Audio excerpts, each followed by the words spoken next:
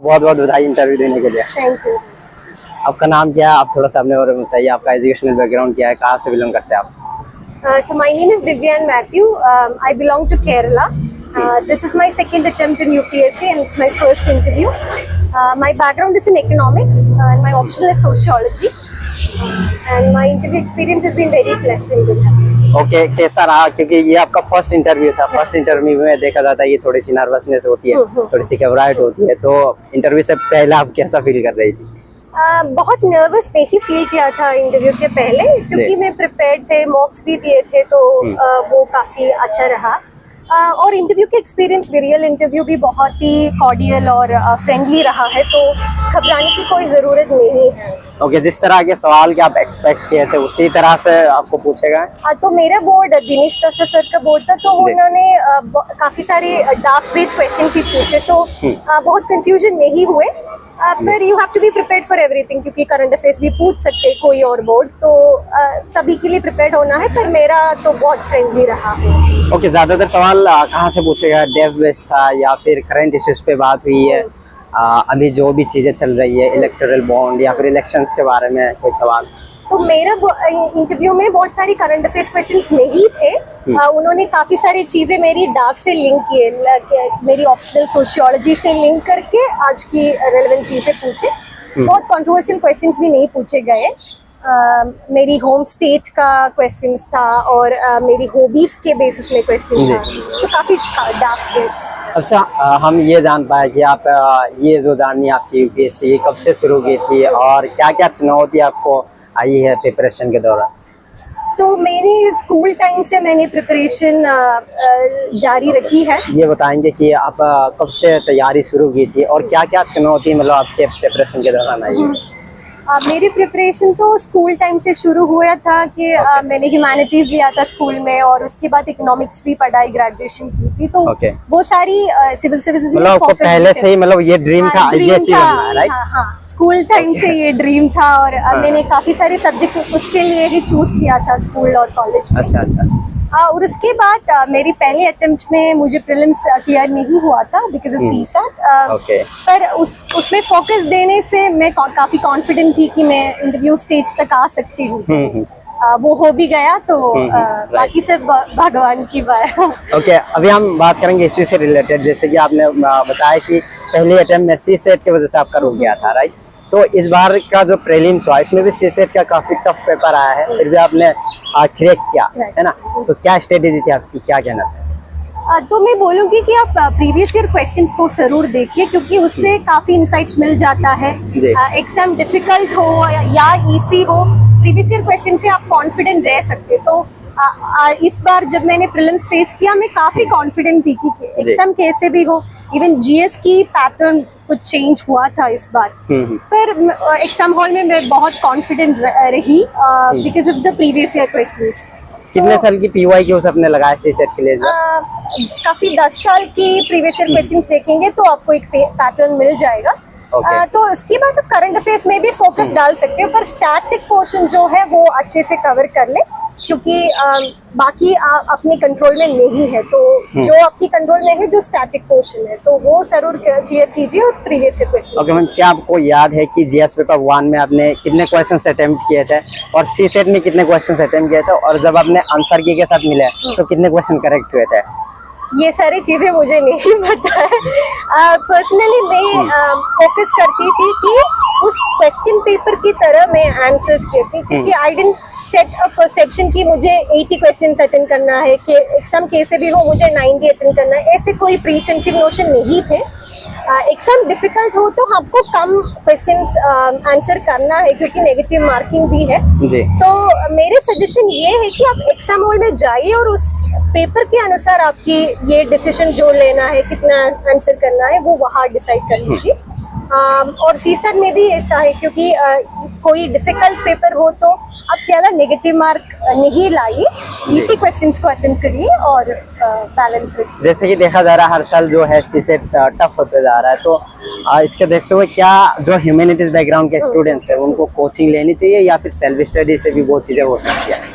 आप कोचिंग ले सकते हो क्योंकि मैथ्स में जो आपने लिया था सीसेट के लिए कोई गाइडेंस? सीसेट के लिए डेफिनेटली मैं कोचिंग लिया था। अच्छा। तो वो काफी हेल्पफुल रहा क्योंकि सीसेट में भी जो मैथ्स में इजी क्वेश्चंस है वो आपको नहीं छोड़ देना है, क्योंकि इंग्लिश, मैथ्स और लॉजिकल रीजनिंग तीनों में आपकी फोकस होना जरूरी है। राइट। ये सारे में जो इजी क्वेश्चंस है आपको नहीं छोड़ देना है। तो कोचिंग जरूरी है या नहीं वो बहुत पर्सनल होता है। अगर आपको लगता है चाहिए तो वो जरूर ले लीजिए, आपको हेल्प मिलेगा।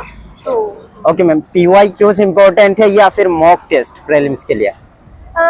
आई थिंक इक्वली इम्पोर्टेंट है क्योंकि प्रीवियस ईयर क्योंकि काफी सारे कोचिंग इंस्टीट्यूट्स अपने आप क्वेश्चंस रख रहे थे, तो हमें जो यूपीएससी वाली लैंग्वेज प्रीवियस ईयर क्वेश्चन से मिल जाता है। तो कंबाइन रखिए, आप 50% प्रीवियस ईयर क्वेश्चंस को देखिए और मॉक्स भी अटेंड कर लीजिए क्योंकि आपकी परफॉर्मेंस असेसमेंट भी हो जाता है। इस बार आपने कितने मॉक टेस्ट दिए थे प्रीलिम्स क्वालिफाई करने के लिए?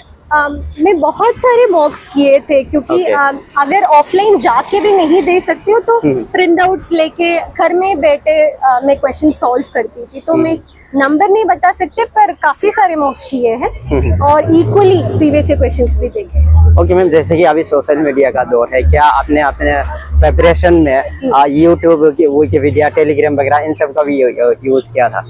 बहुत कम यूज किए थे। मैं एक सोशल मीडिया वाली पर्सन नहीं हूँ, मैं कभी भी इंस्टाग्राम, फेसबुक में नहीं रही हूँ। अच्छा। अभी भी नहीं है। तो मुझे लगता है काफी डिस्ट्रैक्शन होता है आजकल बच्चों को, तो क्योंकि बहुत सारे डिफरेंट पर्सपेक्टिव देखते हैं, तो आपको डिसाइड करना है आपके लिए क्या अच्छा है, बुरा है। तो सोशल मीडिया से सिर्फ डिस्ट्रैक्शन है या फिर बेनिफिट भी मिलता है? बेनिफिट भी मिलता है पर आपको सोच समझ के उसमें पार्टिसिपेट करना है, क्योंकि it's easy to get distracted and time lose करने की बहुत ज्यादा चांसेस है। तो if you are a person who is able to manage both, I think you should definitely use social media and get the help. अगर आपको लगता है बहुत डिस्ट्रैक्शन होता है तो उसको दूर रखने के लिए भी आपको सीखना है। तो अच्छा, सभी टॉपर्स ये बोलते हैं कि रिसोर्सेज जो है वो लिमिटेड रखो, बट आप ये बता पाएंगे कि रिसोर्सेज कैसे लिमिटेड रखा जाए और आपने कैसे तैयारी की थी? आपका क्या रिसोर्सेज था? तो मैंने भी ये फॉलो किया था कि मेरी रिसोर्सेज बहुत कम थे, लिमिटेड थे। हर एक स्टैटिक पोर्शन के लिए सिर्फ मुझे एक बुक, क्योंकि हिस्ट्री ये सारी चीजें चेंज नहीं होता है। हिस्ट्री डिफरेंट बुक से पढ़े तो हिस्ट्री सेम ही है ना, तो बहुत ही डिफिकल्ट हो जाता है। और इवन करंट अफेयर्स के लिए आपको बहुत सारे बुक्स नहीं देखना है, बस न्यूज़पेपर और सिर्फ एक करंट अफेयर्स मैगजीन से काम हो जाता है। और इसके अलावा आई थिंक बहुत सारी रिसोर्सेज के अलावा आपकी ये प्रीवियस ईयर क्वेश्चंस और आंसर राइटिंग में फोकस होना जरूरी है। साइंस एंड टेक के लिए आपने क्या पढ़ा था, क्या रिसोर्सेज थे? साइंस एंड टेक के लिए करंट अफेयर्स बेस्ड प्रिपरेशन था, तो न्यूज़पेपर और करंट अफेयर्स मैगजीन से बहुत प्रिपरेशन होती थी। तो उसके लिए बुक्स नहीं होता है ज्यादातर। तो अभी जैसे कि प्रीलिम्स आने वाला है 2024 का, तो इस समय स्टूडेंट्स क्या करें? स्टैटिक पे ज्यादा फोकस करें या फिर करंट अफेयर्स पे फोकस करें? आई थिंक स्टैटिक्स पे और 80% फोकस होना है, सिर्फ 20% करंट अफेयर्स के लिए कीजिए। क्योंकि मेरा भी ये एक्सपीरियंस रहा कि जब भी मैंने बहुत सारी फोकस करंट अफेयर्स में दिया था, मुझे उतना प्रोडक्टिविटी नहीं मिल रहा था। क्योंकि करंट अफेयर्स बहुत ज्यादा होता है और आप कितने भी कोशिश करें तो आप फुल कवर नहीं कर पाते, तो आपकी कॉन्फिडेंस भी कम हो जाता है। पर अगर स्टैटिक पे आप कॉन्फिडेंस लेते हो तो आप क्वेश्चंस को इसी से मीट कर सकते हो। 80% focus should be on static and then rest on current affairs. Okay, UPSC की जर्नी बहुत लंबी होती है, तो इस प्रिपरेशन के दौरान आपने पढ़ाई के अलावा भी कोई कुछ एक्स्ट्रा करिकुलर किया या फिर आपकी हॉबी क्या थी? मैं बुक्स ज़्यादा पढ़ लेती थी, नॉन फिक्शन बुक्स या फिक्शन बुक्स भी पढ़ लेती थी, ब्लॉग्स लिखती थी और मेरी फैमिली के साथ भी टाइम स्पेंड करती थी। मुझे फिटनेस का भी ये जो इंटरेस्ट है, तो मैं जिम जाती थी या योगा करती थी। काफ़ी खुश रहना है इस प्रिपरेशन में, क्योंकि आपकी मेंटली आपको मोटिवेटेड रहना है, तो किसी भी फ्रेंड से इंटरेक्ट करना और आपको खुद से एंगेज करके रखना है, बहुत जरूरी है।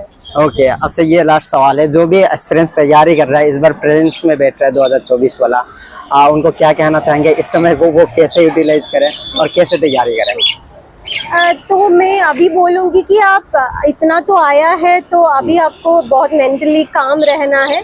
अभी ज्यादा चीजें नहीं कर सकते हो, नई बुक्स नहीं पढ़ना है, जो भी आपने प्रिपेयर की है वो देखिए, और एग्जाम के जो करीब जो दिन है उसमें प्रीवियस ईयर क्वेश्चंस को देखिए, क्योंकि लैंग्वेज ऑफ यूपीएससी से आप कंफर्टेबल हो जाएंगे वो पैटर्न से।